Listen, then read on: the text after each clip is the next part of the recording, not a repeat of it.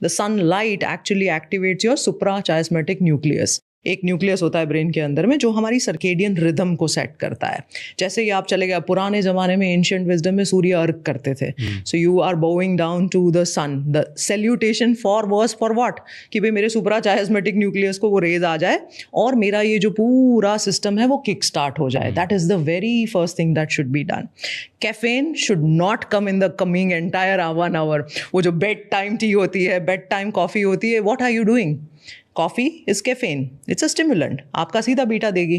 तो ऑलरेडी एक तो आप डेल्टा से बीटा में आ गए, अब आपने और बीटा ऐड कर लिया और परेशानी ऐड कर ली आपकी लाइफ की. So it should be a very, very, very dedicated routine. Of course, there is a huge science of waking up early. 45 minutes जो हम मुहूर्त बोलते हैं उसके 45 minutes एक और जो हम ब्रह्म मुहूर्त बोलते हैं. It's a superfluous scientific this because जब आप sunrise से पहले 45 plus 45 मतलब तकरीबन लगभग 90 minutes के पहले उठते हैं तो ये सारे जितने chemical reactions होते हैं वो peak पे होते हैं. So that's why you can harness the natural chemistry. Endorphin भी होते हैं तो आपको कोई फिर पेन किलर्स खाने की ज़रूरत नहीं पड़ेगी, आपने ऑलरेडी उसके एक्सेस को कर लिया. सो हमने जब ये सारे पीक परफॉर्मर्स को स्टडी किया उनकी डेली, और बड़ा इंटरेस्टिंग चीज़ सामने आया कि हैबिट क्या होती है, रिचुअल क्या होती है और रूटीन क्या होता है. बताओ.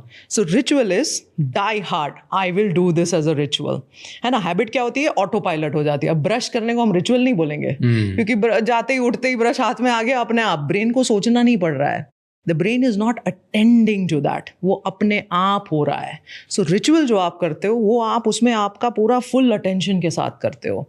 सो इनकी सबकी जो रिचुअल्स थी ना बड़ी पावरफुल थी, और सबका जो पहला आवर का ये जितनी भी मैं चीज़ें बोल रही हूँ ना तो उन्होंने सब कुछ ये इंटीग्रेट किया हुआ था. तो हमने कहा भाई इन सारी चीज़ों को अगर हम सिंपल वे में प्रेजेंट करें कि मॉर्निंग कैसा होना चाहिए तो हमारी टेक्निक आ गई movers.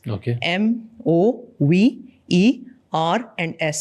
M for meditation, O for oxygenation, breath work, V for visualization, E for exercise, R for reading something positive or affirmative, क्योंकि subconscious खुला है दरवाजा, so put it in, and S for scribing, writing out what is not serving you. So catharsis बोलते हैं हम psychologically कि छोड़ दो जो आपको नहीं, रिलीज इट. सो ये आ गया मूवर्स. ये पहले घंटे में इतना सारा करना साउंड कॉम्प्लिकेटेड है. नहीं, 5 मिनट भी बहुत हो गया. It's that's it, 5 minutes each. To go out in sun won't take less than 5 minutes.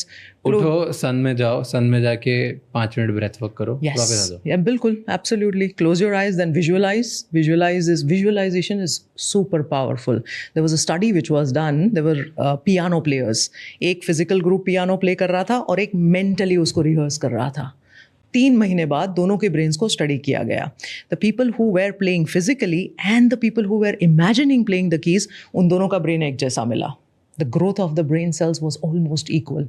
सोचो विजुअलाइजेशन का कितना रोल है.